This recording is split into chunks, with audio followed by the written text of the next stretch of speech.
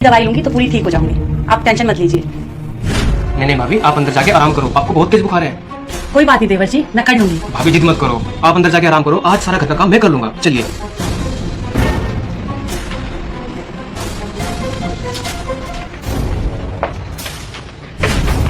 चलो भाभी, आप यहाँ आराम करो आराम से।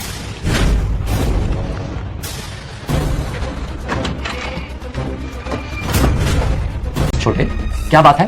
भैया, भाभी को बहुत तेज बुखार है, भाभी अंदर आराम कर रही है। चल ठीक है, मैं देखता हूँ।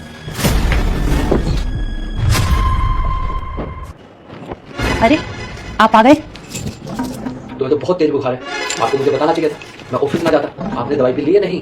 आप टेंशन मत लीजिए, छोटे ने मुझे दवाई भी दे दी है और घर का सारा काम भी कर दिया है। अच्छा, छोटे छोटे। हाँ जी भैया।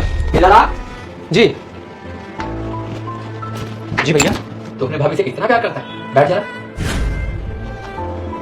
छोटे, तू अपनी भाभी से इतना प्यार करता है और तूने घर का सारा काम कर दिया। तेरी भाभी मुझे बता रही थी कि आपने आज इसको बिल्कुल भी काम नहीं करने दिया। भैया, भाभी को तो मैंने कभी भाभी माना ही नहीं, इनको तो मैंने हमेशा से माँ माना है। और आप तो जानते हैं ना, भाभी हमारा कितना ख्याल रखती है, कितना प्यार करती है। और आप तो जानते हैं ना भैया, माँ हमें बचपन में छोड़ के चली गई थी, और मैंने तो कभी। भाभी, एक गिलास पानी देना। जी अभी देते हैं। ये लीजिए। अरे भाभी, आपको तो बहुत तेज बुखार है। हाँ जी, मुझे भी लग तो रहा है, पर आप चिंता मत करिए, मैं अभी दवाई लूंगी तो बिल्कुल ठीक हो जाऊंगी। नहीं भाभी, आपको तो बहुत तेज बुखार है, आप अंदर जाके आराम करो, ये बर्तन साफ मैं कर लूंगा। कोई बात नहीं देवर जी, आप बिल्कुल चिंता मत करिए, मैं ठीक हूँ। मैं अभी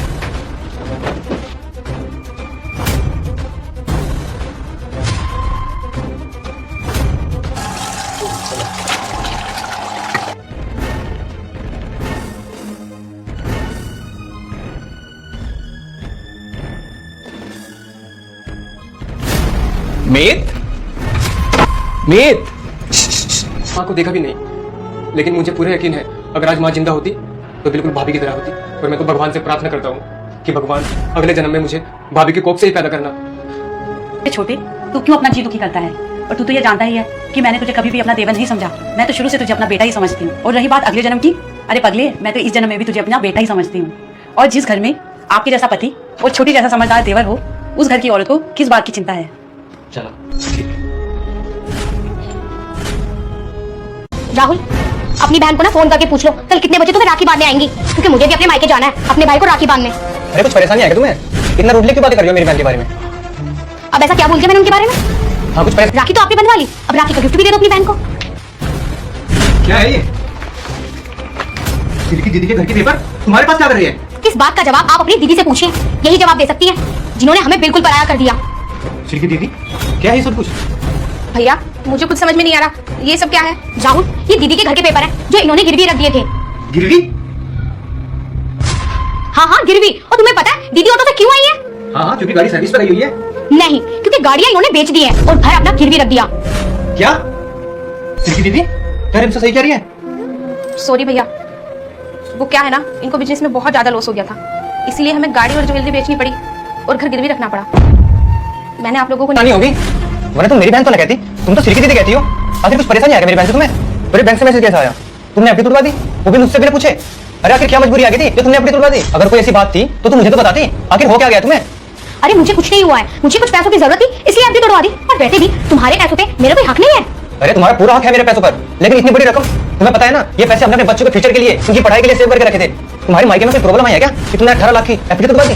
देखो, रात बहुत हो चुकी है और कल त्योहार भी है, उसके बाद बात करेंगे, अभी तुम सो जाओ। चल ठीक है। नमस्ते भैया, कैसे बताया उसके लिए सॉरी भैया, सॉरी भाभी। दीदी, आपने तो हमें अपना समझा ही नहीं, आपने तो हमें पराया कर दिया। अरे आपकी लाइफ में इतना सब कुछ चल रहा था और आपने हमें बताना ही जरूरी नहीं समझा। वो तो जहां इन्होंने अपना घर गिरवी रखा, उसी बैंक में मेरी फ्रेंड काम करती है और उसने मुझे बता दिया, वरना मुझे तो आपके बारे में कुछ पता ही नहीं चलता। दीदी, ये आपने बिल्कुल सही नहीं किया। सॉरी भैया, मैं आपको बताने वाली थी, लेकिन मैंने आपको इसलिए नहीं बताया, मुझे लगा कि भाभी आपको मेरी मदद करने नहीं देगी, बस मैंने इसीलिए नहीं बताया। सॉरी भाभी, मैंने आपको गलत समझा। अरे दीदी कोई बात नहीं, जो हुआ सो हुआ।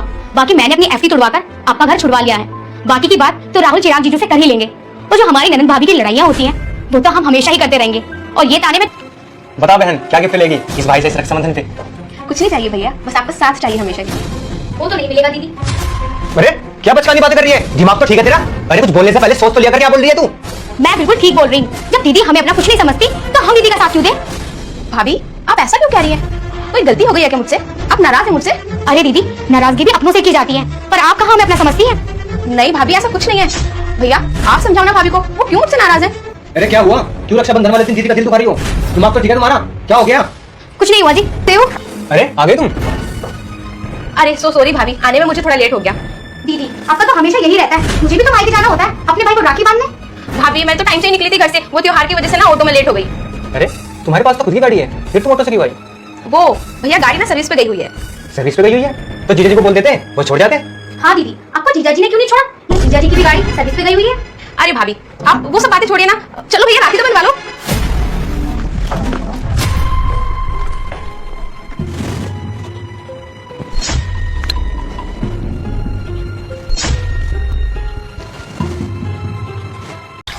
भाभी एक गिलास पानी देना।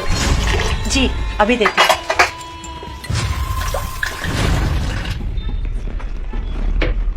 ये लीजिए। अरे भाभी आपको तो बहुत तेज बुखार है। हाँ जी, मुझे भी लग तो रहा है, पर आप चिंता मत करिए, मैं अभी दवाई लूंगी तो बिल्कुल ठीक हो जाऊंगी। नहीं नहीं भाभी, आपको तो बहुत तेज बुखार है। आप तो मैं हमेशा दूंगी, लेकिन दीदी इस रक्षाबंधन आप हमसे एक वादा करो कि आपको जब भी हमारी जरूरत होगी आप हमें जरूर बताओगी। सुख में ना ही सही, लेकिन दुख हमेशा हमसे शेयर करोगी। अरे दीदी, हम चाहे जैसे भी हैं, हमारे पास कुछ हो या ना हो, लेकिन हम आपके साथ हमेशा हैं।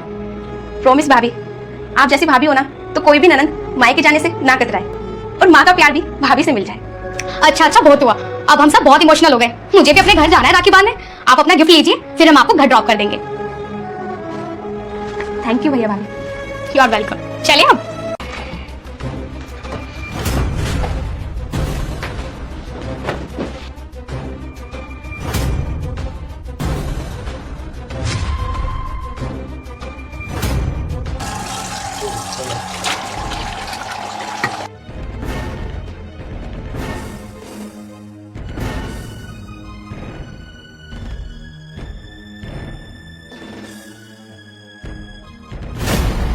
मीत जी जी भैया। तो अपने भाभी से इतना प्यार करता है? बैठ जाना। छोटे, तो अपनी भाभी से इतना प्यार करता है और तूने घर का सारा काम कर दिया। तेरी भाभी मुझे बता रही थी कि आपने आज इसको बिल्कुल भी काम नहीं करने दिया। भैया भाभी को तो मैंने कभी भाभी माना ही नहीं, इनको तो मैंने हमेशा से माँ माना है। और आप तो जानते हैं ना भाभी हमारा कितना ख्याल रखती है, कितना प्यार करती है। और आप तो जानते हैं ना भैया, माँ हमें बचपन में छोड़ के चली गई थी और मैंने तो कभी माँ को देखा भी नहीं। लेकिन मुझे पूरा यकीन है अगर आज माँ जिंदा होती तो बिल्कुल भाभी। अंदर जाके आराम करो, ये बर्तन साफ मैं कर लूंगा। कोई बात नहीं देवर जी, आप बिल्कुल चिंता मत करिए, मैं ठीक हूँ। मैं अभी दवाई लूंगी तो पूरी ठीक हो जाऊंगी, आप टेंशन मत लीजिए। नहीं नहीं भाभी, आप अंदर जाके आराम करो, आपको बहुत तेज बुखार है। कोई बात नहीं देवर जी, मैं कर लूंगी। भाभी जिद मत करो, आप अंदर जाके आराम करो, आज सारा घर का काम मैं कर लूंगा। चलिए।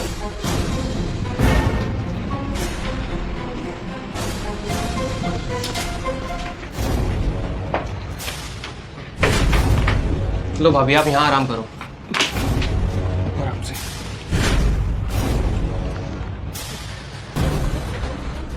की तरह होती, और मैं तो भगवान से प्रार्थना करता हूँ कि भगवान अगले जन्म में मुझे भाभी की कोख से ही पैदा करना।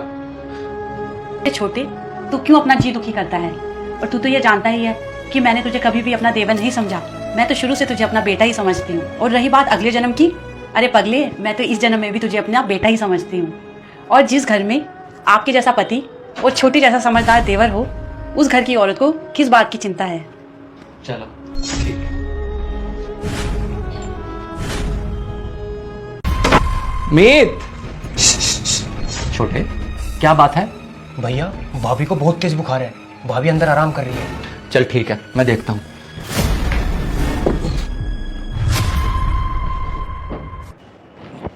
अरे आप आ गए? तुम्हें तो बहुत तेज बुखार है, आपको मुझे बताना चाहिए था, मैं ऑफिस ना जाता। आपने दवाई भी ली है नहीं? आप टेंशन मत लीजिए, छोटे ने मुझे दवाई भी दे दी है और घर का सारा काम भी कर दिया है। अच्छा, छोटे छोटे, हाँ जी भैया। इधर आ।